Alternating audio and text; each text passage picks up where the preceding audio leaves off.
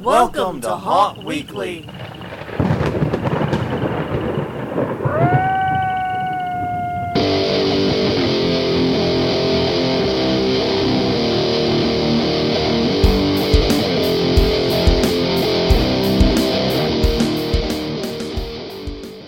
Hello everyone, I'm Jonathan. I'm Crystal. And this is Haunt Weekly, a weekly podcast for the haunted attraction and haunted entertainment industry. Whether you're an actor, owner, or just plain aficionado, we aim to be a podcast for you. And we are indeed in the depths of the post-season doldrums, I do believe. Yeah. The decorations are still coming down. Oh, yeah. And getting transferred into other holidays. Yes, and yes. So.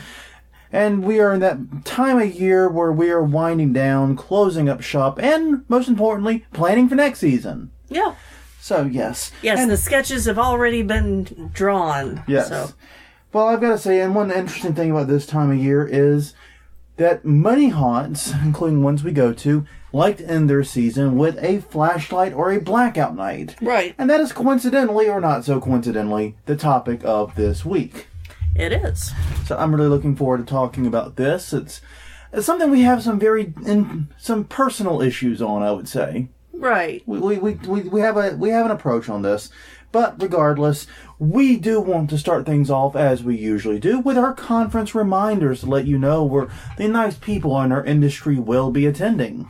Yes, and if you have any to add to the list, be sure to send them to us. That's right. Find us on Twitter at Haunt Weekly or Facebook at Haunt Weekly. We would love for you to give us ideas, topics, suggestions, and also, as mentioned, conferences that we may have missed. I am sure there are more out there. We do not know them all. We are not psychic, as I am constantly being reminded. Yeah. But anyways, conference reminders. Would you like to do the honors, Crystal, or would you like me? Sure. The first one is going to be Halloween and Party Expo, January 14th through 17th, right here in New Orleans at the Convention Center. There'll be 350 vendors, requires a business verification, so go online to HalloweenPartyExpo.com to register for this conference. And if you are in town for this, if you are coming to New Orleans, definitely follow the aforementioned directions for connecting with us. We would like to meet. Maybe find a bar, or find a restaurant, or find someplace we can hang out and talk haunty stuff away from the conference. Yes, and we know all of the places the locals go. So if you're into that, let us know. We can find you cheap drinks. We can. If that's not motivation enough to contact us, I can't help you. Nope. I have nothing else to offer. But maybe if New Orleans isn't your scene, you could travel to Hawaii for the Corn Party. January 17th through 20th is for the operators of corn mazes and corn-based attractions. It is on multiple islands in Hawaii. It takes place at several different locations, and you can learn more at themaize, that's THEMAIZE.com. And then January 26th through 30th, we have HauntCon. Yay! At the Sheraton Nashville Airport in Nashville, Tennessee. Tours of the Haunted Hell Nashville, Nashville Nightmare, and Slaughterhouse. More information can be found at hauntcon.com. Yes, indeed. They do have early bird discounts, but I think they will be ending sooner rather than later. Very soon, So yes, check those out. See if there are any deals upon which you wish to jump. If that is not your speed, then in St. Louis, Missouri, coming March 23rd through the 26th, it's Transworld's Halloween and Attraction Show. It's at the America Center there in St. Louis. Early bird discounts at $50 off through March. Basically, not buying your tickets at the door. Yeah. Gets you $50 off. And you can learn more at the HA Show. That's HAASHOW.com. Yes, and then it'll be June 8th through 11th. Midwest Haunters Convention at the Greater Columbus Center in Columbus, Ohio. They will be touring the Scaratorium and others. Check out their website to keep up on the information on that, MidwestHauntersConvention.com. Yes. Interesting. I just realized with our current list of conferences, we have nothing on either the East Coast or the West Coast. Nope. We have a Hawaii one, yeah, which still intrigues the hell out of me. And we have, Nashville, New Orleans, Columbus, St. Louis, like right down the middle of the country. So that's just interesting. That amuses me. Right. think that. But anyways, this brings us to our main topic this week, the tradition of blackout or flashlight nights in our industry. Right. And this is one we have partaken of multiple times. We've acted in a couple, I think. And all in all, pretty interesting stuff. The basic idea of this tradition is that typically there's 1 or 2 nights at the end of the season that come after Halloween. Yeah, it's usually the first weekend of November. Yes.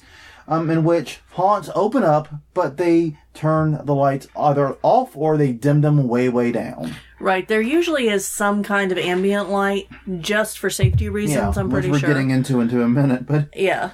But I have seen 1 or 2 that turned out almost all the lights. Yeah.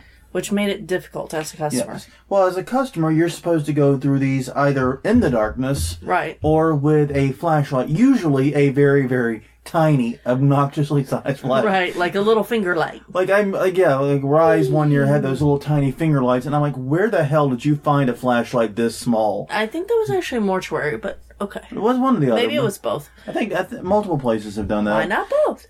Exactly. But the point of the matter is, it's always amusing to me that they give you these tiny underpowered flashlights to go through it. Usually, these are coupled to some degree with special pricing. Right. Like $5 off, $10 off, or whatever. It's usually one of the cheapest nights of the year to go. Yeah. There are a couple of exceptions where opening night is cheaper than the flashlight like Mortuary nights. does that. Yeah.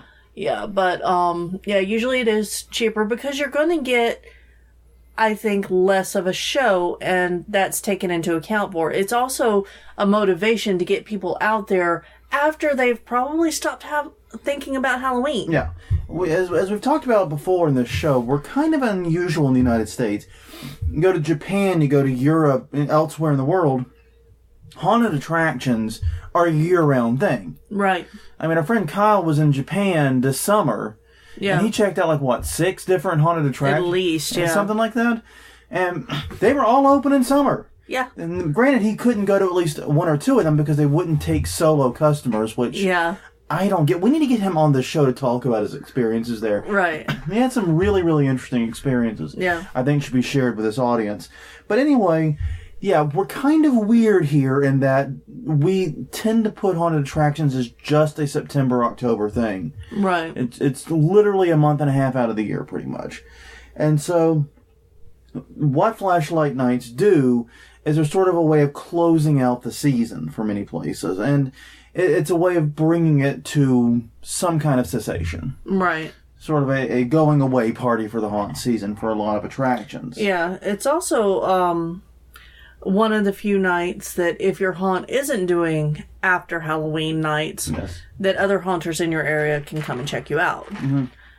It's kind of a pseudo service and haunt industry night. Right. Which is kind of weird if you think about it. Hey, other haunters, come check out the haunt. By the way, you can't see anything. Yeah. And we'll get into that. We'll get into that in just a minute. So yeah, it's pretty obvious what a blackout night is or a flashlight night is. Yeah. And I've heard it called both. Yeah, I have too. But it's always interesting because whenever you see the marketing for them, it's like, you've seen insert haunt name before. Now, see it like you've never seen it before by not seeing it in the dark. Yes, exactly. It's kind of the pitch. Yeah, it's pitched as more extreme, as more terrifying because you can't really see anything. But, it's got its drawbacks too. Yeah. So. And we'll get into it. So why do haunts do this? Well, one obvious reason is that it extends the season another weekend. Yep, bottom line is improved. Yeah, I mean, like I said, we're a weird culture here. We tend to think of Halloween, tend to think of haunted attractions as just a Halloween-related activity, which means every weekend we can get in season is valuable. I mean, because most haunts here only operate 5 weekends. Yeah. Some stretch it to 7, and through flashlight nights, they can stretch it to 8. But think about it, if you're doing a 5-weekend season, and you then tack on a flashlight/blackout night, you just added 20% to your season. Right. That's if you're able to get enough people to show up to make it worthwhile to even open your doors. Yeah. And go ahead. Go ahead. I was just going to say, that typically, like I said, it's done after Halloween. Right. So it's something that helps to disconnect it a little bit from Halloween. Right. The event from Halloween itself, and the Halloween season, if you will. It's a great way to target repeat customers, is one thing. Oh, yeah. Because it's a different experience for them, and that's how you market it. Yeah. It's not just a different experience, it's seen by many customers, rightly or wrongly, as the ultimate experience. Right. You know, you enjoyed our haunt previously, now come do it for real. You know, Yeah. Come do it on the hard mode. Come do it. Yeah. And, yeah, and for the customers, that is a thing about bragging rights. Mm-hmm. Oh, yeah, I went through the so-and-so haunt. Yeah, I did it in the dark. Yeah. Yeah, it's... You know, and this is one of those things. And this is something I always have to keep reminding myself, is as a haunter, I do not represent or speak for haunt customers very well. Mm-hmm. And I have to acknowledge that. I have never been into the bragging rights thing about haunts. No. Oh, yeah, I totally made it through whatever haunt it is, and I didn't get scared once. Then what the hell is the point, man? It's not a bragging right. Yeah. That's obviously a crap haunt. Yeah, that's... Now, granted, we go through a lot of haunts and don't get scared, but we're impressed by other things. We're impressed by timing, by set design, by layout, by throughput. Yeah. Like I said, this is another way that we're absolutely terrible haunt customers. Yeah. We are impressed. We enjoy haunts. We love haunts. But yeah, it's like the safest safe space for me. Yeah. It's like trying to scare me in my living room. It's just not going to work. Yeah. And that I admit that's a problem.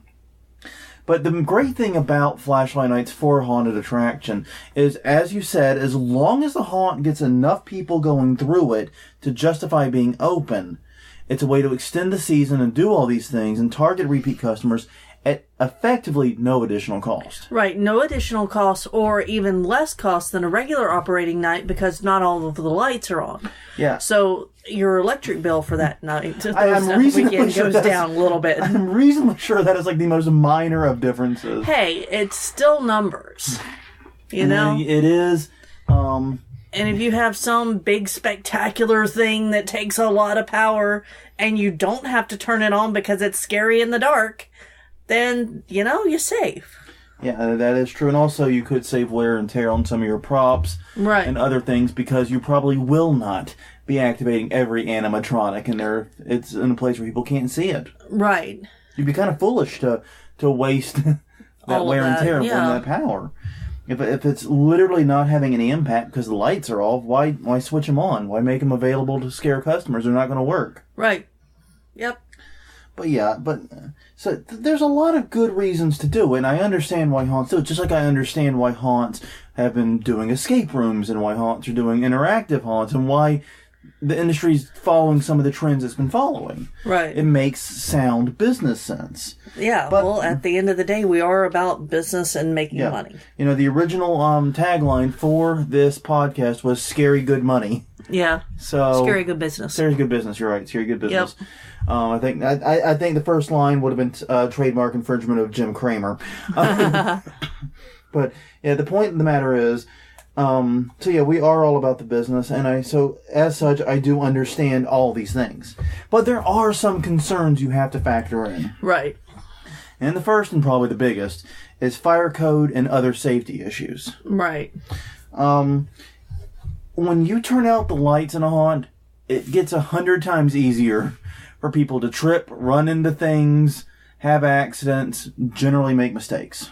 Right, because no matter how many times you clear out the walkway, there's always a possibility some customer will drop something going through your haunt.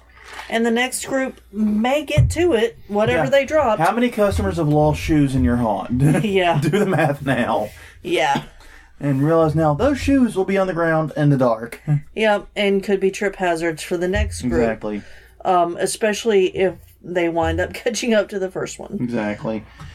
So yes, there are a lot of risks there. And, you know, depending upon your local fire code enforcement, You're probably going to need to check your plan for this. Right. Well, it should not impact directly most things of fire code compliance, especially if the lighted exit signs and all the other stuff. And yes, that stuff still has to be turned on. Yes. But as long as you have all that, it really shouldn't make a huge difference. But, we have local codes and fire marshals in certain areas that really ride on a lot of these issues. So be very, very careful about that. Be very mindful of that. Yep. And also be mindful that there is a much greater danger for the actors, too. Yeah. They, too, can crash into things. They can bump into people. They can... Well, especially if... So some of the haunts that we've worked in, the customer-facing area was very, very safe. Yes. But the actor-facing area, not so much. Yeah, like the one haunt where they were using 2.5-inch screws with 2-inch wood. Yeah. So basically, the customer side, smooth as silk. Right. Actor side, bed of very tiny, annoying nails. Yeah. So, if you've got that going on, then your actors are going to be in more danger of getting hurt in the dark. Now, the thing is, just don't build like that. Yeah. Build it so everybody's safe. Obvious answer is obvious, Crystal. Well, yes. Don't do that. But, yeah. Well, don't do that. Don't do that. If you do, just keep it in mind. Yeah. But even without that, even if you do build, completely safely, there is still a very real risk that that your actors can pop around a corner and slam into someone. Right. Things happen in the dark that do not happen in the light. Right, because it's harder for them to see. And it might also throw their timings off, because if they're not able to see the customers as well, then, it could do that too. And this is one of the most difficult challenges. You need to make sure that the haunt is easy to navigate for customer and actor alike in the dark. Right. Or at this new darkness level, I should say. Right. You can't just build a haunt for daytime for all your lights on if you're going to have flashlight nights and never test it. Yeah. And I've been to haunts. I've never worked in one, but I've been in haunts that made that mistake. Right. In a major, major way. Because you go through, under normal light conditions, everything's obvious. You know where the path is. You know where you're going. Right. And then we go with the lights off. I'm thinking when the Mississippi haunts we did this at. Yeah. Walking into every goddamn thing in the room. Because, A, they did not have adequate ambient lighting. Right. Because blackout night does not literally mean blackout. Right. It does not mean literally shove people into a dark closet. You have to provide some ambient lighting. You're just turning off the main haunt and attraction lights. Yeah. The problem is they didn't provide adequate ambient lighting, and the haunt was not easy to navigate in a increased darkness. And the result was I walked into, like I said, virtually every countertop, every railing. Yeah. I found everything I could with my face and or my hips. Yeah. It would be cool if we could use the bioluminescent paint for just the walkway, they're doing with some bike paths now. Yeah. Because then whenever the lights go out, the walkway is completely visible. Yeah. And bright. I don't know how many lumens it would provide, but you wouldn't get lost off of the walkway. You wouldn't walk in the random walls. Right, and you'd be able to see if something was laying on it, too. Yeah. And it would be charged whenever your lights are on. Yeah. So, something for future. Something to think about. And I remember going to Waterloo. Yeah. Where they used the rope lights along the bottom. The entire, how long was that, miles? Yeah. Was illuminated by ground-laying rope lights. And so you could do something like that, too. But the main thing is the path has to be easily visible and easily discernible. I have to know every step where I'm going and that I'm not just about to walk into a wall. Yeah. And a lot of haunts like to have sequences and rooms that play with that, even during the non-blackout days. Right. And mazes. But yes, and all those seem to really do is frustrate customers and choke throughput by making sure everyone goes through really, really, really slowly. Yes, because that is something that will happen, is if it's dark, people are going to move slower. Yes. So, and another key drawback I find, and this is something I think you're free to debate me on if you want, is that I think it's harder to really scare on blackout nights. Okay. My argument goes like this. First, customers are more on edge. Yeah. A lot of scaring in a haunt is making people feel comfortable enough that you can break that bubble and truly scare them. Right. In a blackout night, especially when you're advertising it and promoting it and pushing it as this ultimate experience, hard mode haunting, their guard is going to be way, way up. Yeah. Well, I think that people who tend to be scared are going to be more scared. I think that they build themselves up to be scared more. Yeah. So I think that they could be scared easier. But I think for the general public, it's going to be more of trying to figure out where to go and trying to see. Yeah. Which is going to take away from your scare ability. Yeah.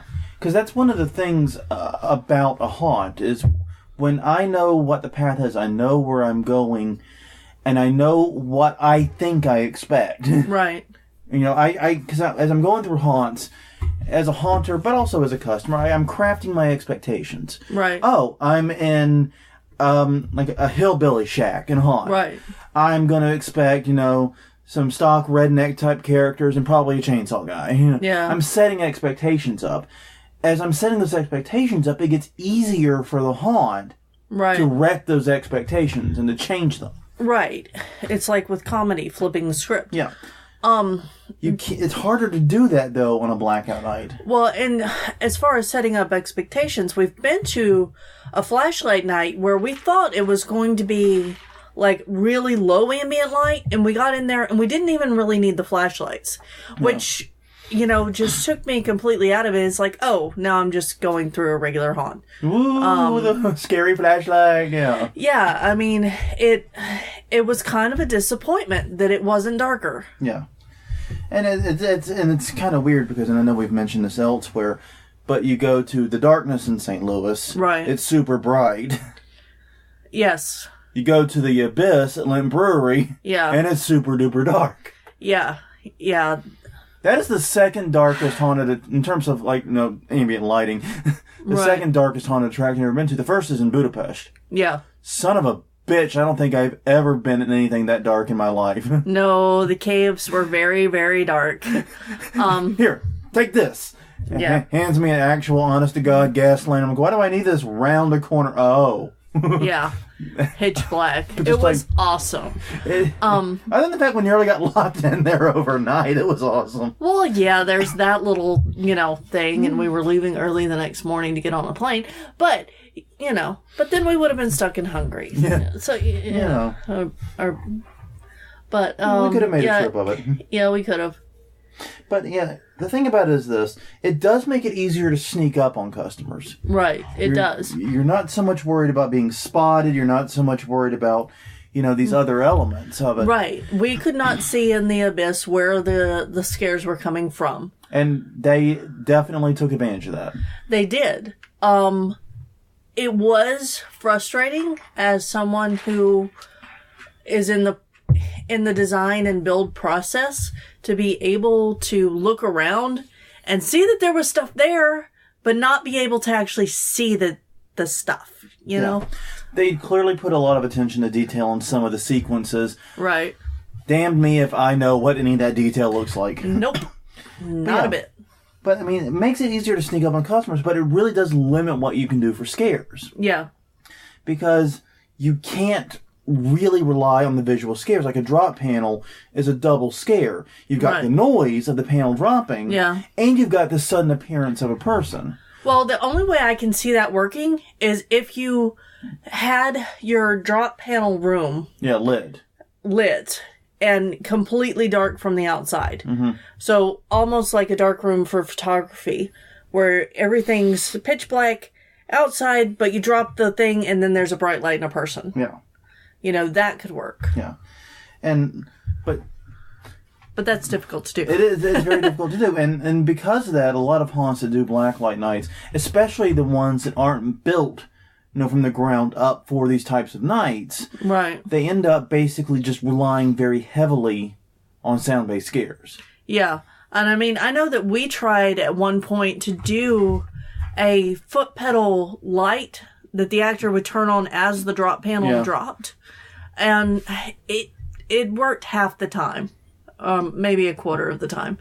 Well, yeah, I mean, and the reason... you're adding a point of failure there. Right. In fact, it was the foot pedal that failed. But you're adding a point of failure. But even if everything's working from a tech standpoint, right, you've got the issue that now you're asking the actor to do 2 activities at once. Right. And it may seem like that, but it can also feel like walking and, like patting your head and rubbing your belly. Exactly the example I was thinking of. Yes. It's not walking and chewing gum. It's patting your head and rubbing your belly. Yes, it sounds super easy, and you can do it with some thought. Right. But it's not as easy as just doing one thing, and especially when you're factoring in that they're also making judgments about timing. They're making all these other calculations are happening. Right.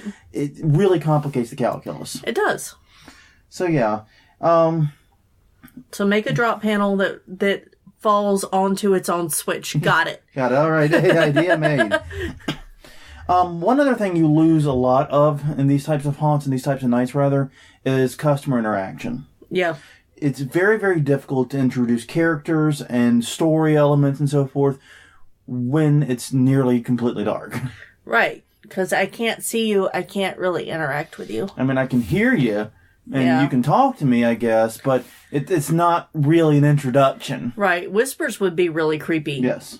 In that setting. There are ways to use it, to be clear, but yeah, if you have... But as far as full-on character interaction. Yeah, if you have like a main character you want to introduce inside the haunt, that's going to suffer in a big way on a flashlight night. Unless you have the lights on in that one room. Yeah, but then you don't have a full-on flashlight night. Yep, I know. I understand what you're saying. Yeah. I'm just saying that's one of the ways you can get around that. He's either going to have to be front of house and line actor, or he's going to have to, like I said, just not be a part of it or be separate from the flashlight night. Right. This also tends to choke throughput. Yeah. Customers simply go through darker haunts more slowly. Yep. And that means slower customers, means fewer customers per hour. That means lower throughput. That means that basically, your ability to make money is choked a little bit on these nights. Right. Now, that being said, it probably isn't choked to the point it isn't worthwhile, especially considering that this is a post-season thing.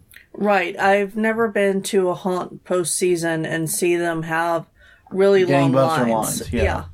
Yeah.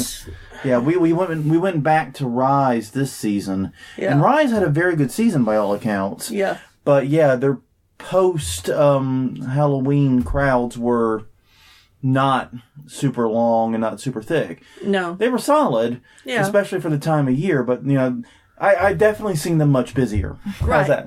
Oh yeah. We didn't have to wait in line at all for any of the attractions had we done more than the one that we did. Yeah. We could have done them all pretty much without any wait. Right. So yeah, it was not a huge gangbusters night. So maybe that throughput isn't an issue. Because I don't think it really is. If you're not going to fill the capacity you have, your throughput doesn't matter. Right. Throughput matters when your capacity is filled. When you have that line. Yeah. When you are filled up. Now here's the thing. You want that throughput year-round because you're only going to be that slammed a couple nights out of the year. Right. And so if you are not working on your throughput, you're not going to be ready. Yeah.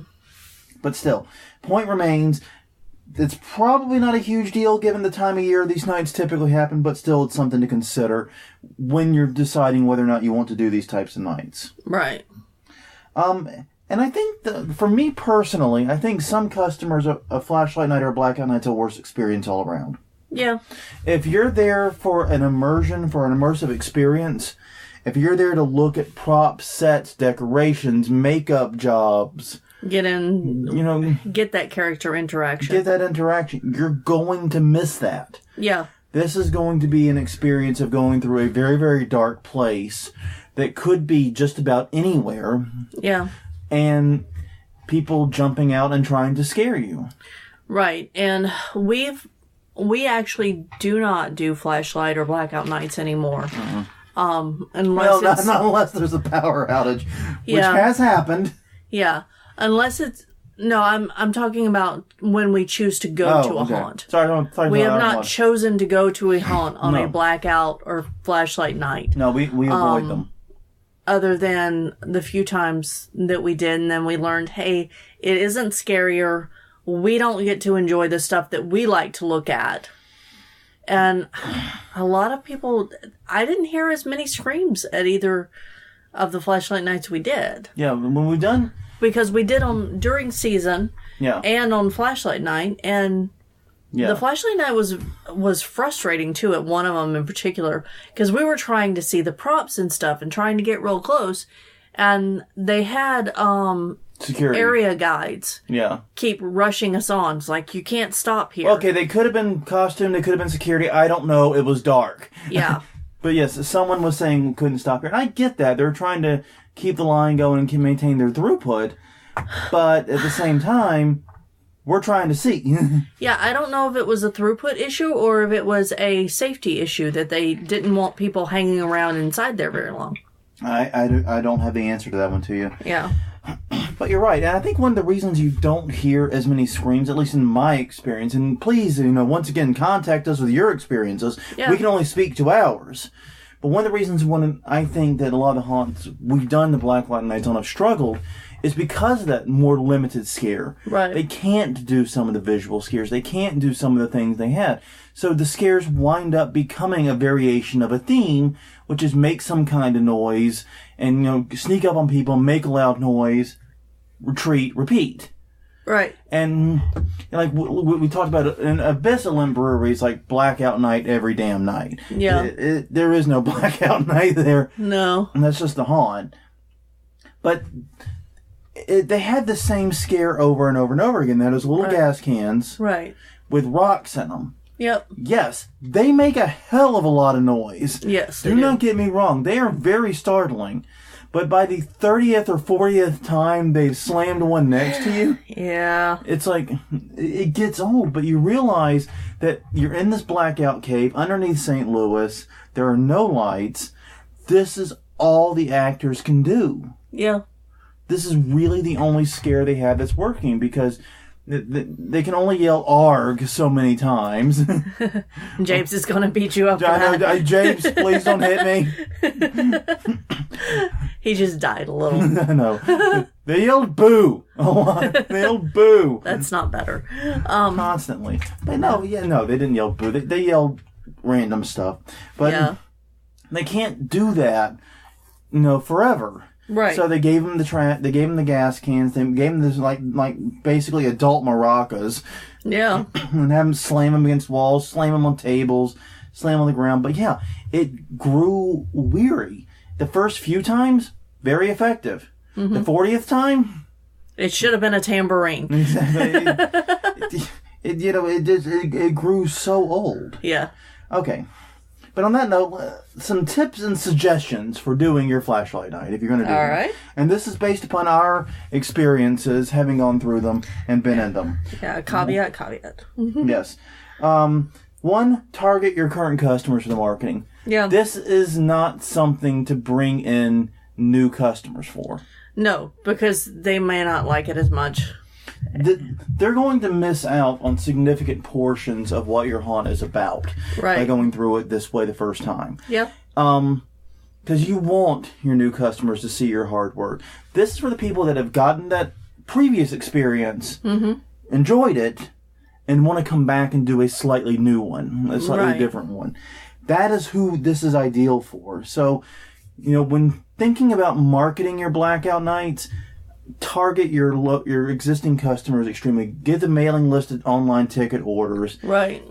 Get your guest book, your information from your previous people that have been through. They're the ones that are going to benefit the most from this. Right. They've seen it. They know what it's like. They know what you're about. Now this is something a little bit different. Mm-hmm.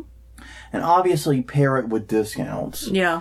And I think one great way to do this, and to encourage, like I said, those repeat customers to be the ones that do it, is to offer anyone on your emailing list that has ordered a ticket previously that season a good discount to go on your flashlight night. Yeah, a bounce back. Exactly. It's a bounce back coupon.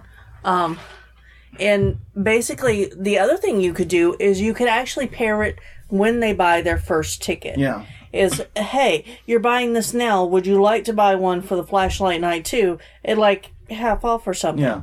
Because if you do that, well, if they don't show up, you've already got their money. Yeah. And it's their fault. Yeah. But yeah, I mean, you can do stuff like that as a way to reach out to those customers who have already been and are loyal enough to you to want to come back, but maybe don't want to just do the exact same haunt again. Right. That's who this reaches, I think, best. Now, if you have flashlights with your Blackout night, which most of them do these days, yeah. Use those flashlights to your advantage. Right. You control them. You control who has them. You control, you know what I mean? Everything about them. Use them to signal your actors. And one of the really great ones, we heard about this. I think it was Roz that... it was Mortuary that did it. Okay.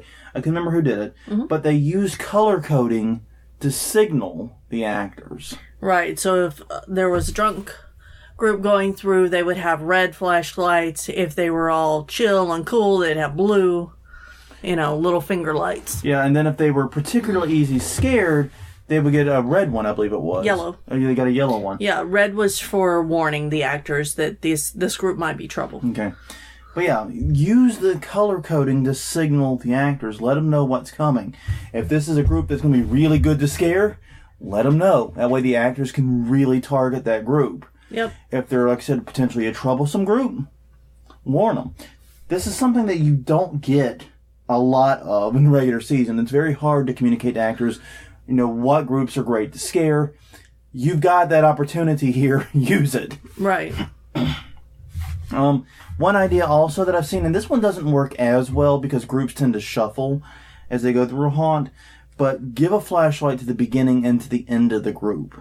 Yeah. And the reason is that shows the actors where the middle of the group is, which can be something very difficult to see in the dark. Yes, it can.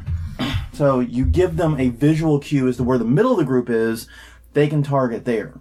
Right. Now, like I said, that doesn't work 100% of the time because usually one flashlight does stay at the front of the group. Yeah. They gotta see where to go. But that back flashlight could wind up in the middle of the group or elsewhere as the group shuffles as it's going through.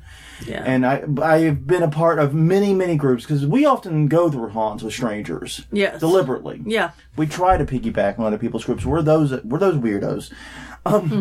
But how many times have we been in a haunt and then the group goes, "Oh, I'm not going first. You go first." And yeah. And next thing you know, you're just shuffling the group. Yeah, you're shuffling the group, and once you're inside, if a scare scares some people, they will run around you. Yeah. And that actually happened to us at the freight trail. Yeah. We got nearly run over by a group by a scare behind us. Yeah. Now, there was actually one time we just simply left a group behind. Right. They got scared. Someone in the middle of the haunt, I can't remember what it was. Something scared them. They didn't want to move forward. And we said, okay, we'll go first. If you're that scared, we'll go first. We want to keep moving. So we went first, and then we looked back like 20 feet later, and the rest of the group wasn't there. So I have no idea what happened to them. Yeah, no.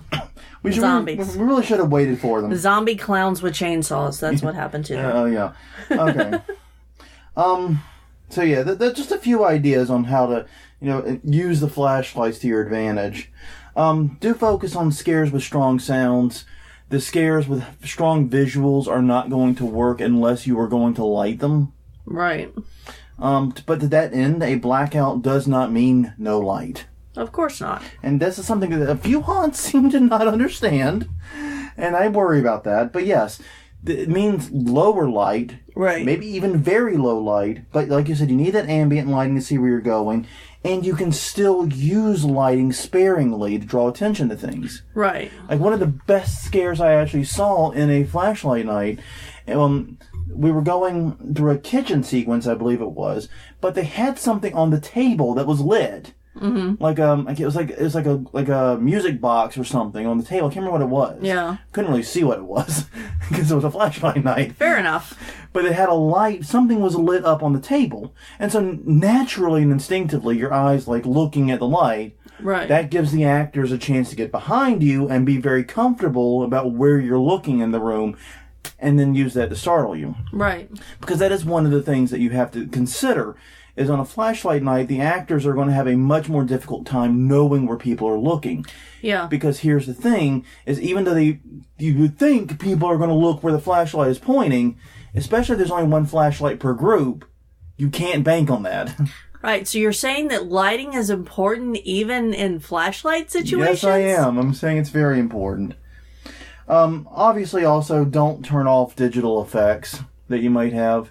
No, because that provides extra ambient light. It provides extra ambient light. It's part of the haunt experience. And frankly, that can be some of the more memorable stuff. Right. So, just, yeah. And if you have specific props and things that you want to show off, consider spotlighting them. You know, localized lighting in those cases. Yeah, that's why we got told to keep moving, was because we could see there was a big animatronic that we hadn't seen in person, and we couldn't see it, and we just got shuffled out of the room. Yeah, and that was really, really frustrating. So, our general thoughts on them. If you couldn't tell, as haunt customers, we're not really fans. No. I'm sorry. And part of that is, like I said, we are not typical haunt customers. I acknowledge that my haunt customer experience cannot speak, and will not speak for the majority of haunt customers. Correct. I recognize that. But we really do enjoy haunts for the ambiance, for the atmosphere, for the set design, the makeup, the costuming, the immersion effect of it. We want to see the work that you put into it. Let us see it. Yeah. It gets really, really frustrating to go to a haunt and knowing and being conscious that there are scenes that took a lot of work. Right. And there is immaculate detail, and there's makeup jobs that are really impressive, and then not being able to see them. Yeah. It's very frustrating. It's very frustrating to me, because that's why I go to haunts. Do I go to haunts in hopes I'll get scared? Yes.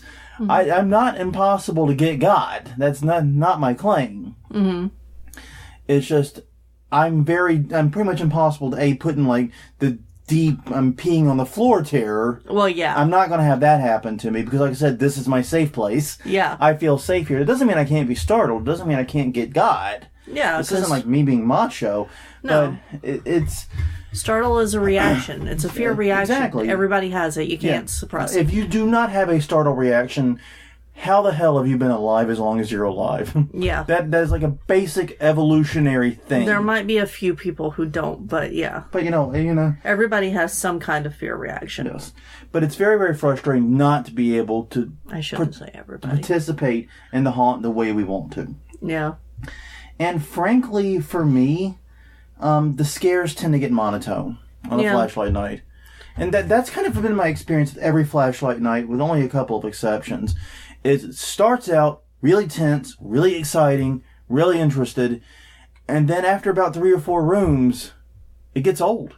Yeah. We're looking at the same darkness. We're seeing the same non-detail. Right. We're getting hit with the same scares over and over and over again because of the limited visibility. Right. And some of the ones that we went through both during regular season and on flashlight night, they cut the number of actors in like half. So we knew we weren't seeing as much or getting as full of an experience. Absolutely. Which, saved them money if they pay their actors. Yeah, but how many times can we be hit by a slam, by an air cannon, a scream in our ear, or whatever? Right. It doesn't work. Yeah. Over the long haul. Even if you have a shorter haunt, like say you have a 10-minute haunt, that still is a long time to hold interest. It is. In a largely black space. Yeah. I mean, if you just to get an idea of it, stare at an off TV. Yeah. You know what I mean? I'd rather not. It's not that bad going through a blackout haunt, but you understand what I mean.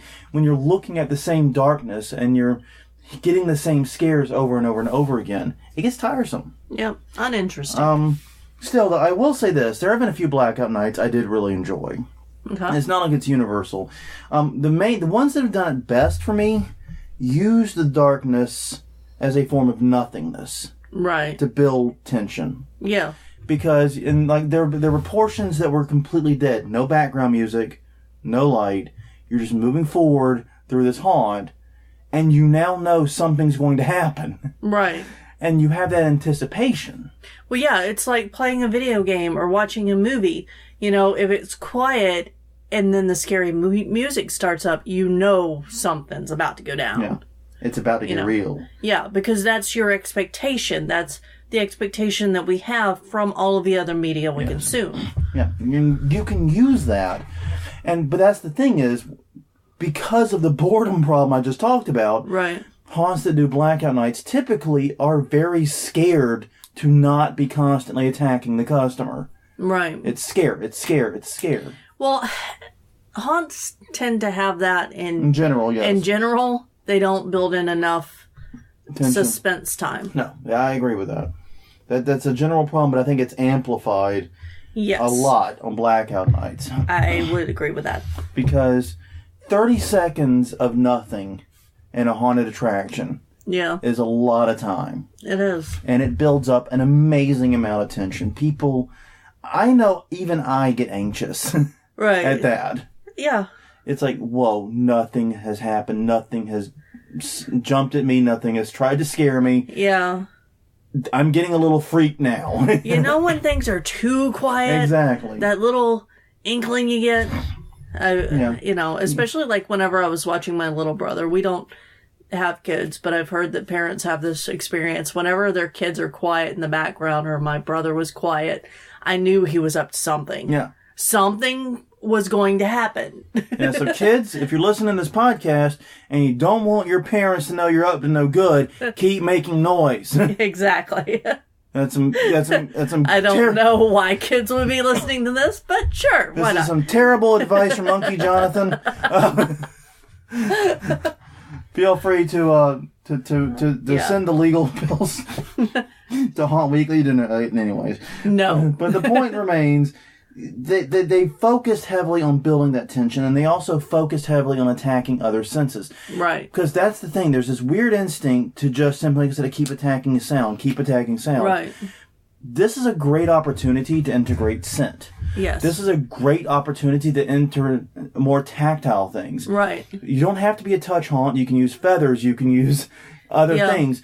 Attack those other senses. You can use weird stuff that you have to push out of your way to walk through. Yeah, oil socks. We found out were really great for that. Yeah. That, I've also seen several haunts use wet fur. Yeah. But yeah, attack those other senses, because I'm not going to believe that they're heightened by merely being in darkness for 30 seconds or so. Right. But you're definitely paying closer attention to them. Yeah. And so when something feels wrong, when something smells wrong, right, it adds to the unease more than it would if you had the site to lean back onto. Right. So what you could do is you could do that stepping on the roofing stuff from the Haunted Puddle, one of the good ideas, in the darkness, in a short corridor, with stuff that you have to push out of the way that's all wet and gross and slimy, with little bells at the top of it so that whenever you push it, you're also making a little jingling sound. Yeah. And put the smell of death in there. Yeah. Yeah. And that's the thing, is I think that's one of the reasons, because haunts tend to be almost exclusively sight and sound experiences. Right. They don't play a lot with touch, as much as I think they should. Yeah. And they play very little with smell, which is unfortunate, because as we have noted at HauntCon, they've made some pretty messed up smells. They have, and I think that those are beginning to make their way more into the market. But since it's seen as a consumable item that you can't reuse every year, it's going to be difficult, especially for smaller budget haunts, to get into that. Yeah, it is. I agree with that. And but still, but the thing about it is that since we are primarily attacking two senses constantly, we take away one of those senses on a blackout or flashlight night, or we're severely limited. We're down to just one sense. Yeah, no, I completely agree with that. So that, if you want to bring some of that immersion back, that's the line I think you should be considering. Right. But yeah, and the other thing is just let the actors get creative. Yeah. The actors are going to have to completely rethink and readjust their scares. Right. I mean, You know, I used to love being the guy in the black morph suit that scared the crap out of people in dark rooms. Yes. I was that jerk. I was the stealthy kind of haunter. Mm-hmm. I mean, now that I'm a front of line actor, I don't play those games anymore. But when I was haunted, when I was in the haunt, that was my favorite thing to do. Was be stealthy and rely upon that, because it turns out marching band is really good for learning how to walk quietly. Yeah. So, yeah, you know, but the point of the matter is that scare would not work in a blackout room. Mm-hmm. Because every scare is that. Yeah. When you're doing a blackout haunt. So, yeah, I don't know. It's a situation where you have to think about how the actors are going to make their scares work. Give them a little, even more leeway. Is what I would say do. Yeah. Tell them to figure out how it's going to work. And that's a tough challenge, because typically you only have 1 or 2 flashlight nights a year. Right. And so you're telling the actors, and this is something else to consider, you're telling the actors, by the way, the scare that you've done all season, we're about to take that away from you. And you've got 1 or 2 nights to figure out how to make a new one work. Yeah. Godspeed. Yeah. Have fun. Have fun with it. That's tough. So be prepared to give your actors a lot more leeway in how they pull off their scares. They're going to have to sort it out. The good actors will still do great. They will still shine. The mediocre ones are going to probably really struggle. Yeah, they'll need some extra help. They're probably going to need extra time to figure it out. And I don't know how we're going to do that if we're only doing 2 nights. 2 nights of it, 1 or 2 nights. So I don't have a good answer for that one. But yeah, just be prepared to give your actors extra leeway. And that's pretty much all I have on this topic. I think we've covered it pretty thoroughly. Yeah. Any final thoughts, any additions you would like to make on this topic? No. Well, on that note, everyone, thank you very much for joining us. Once again, I'm Jonathan. I'm Crystal. And this is Haunt Weekly, episode 50, discussing Blackout Haunt/Flashlight Nights. Mm-hmm. We will see you guys next week. In the meantime, once again, follow us on Twitter at Haunt Weekly or on Facebook at Haunt Weekly. We'll see you guys next week.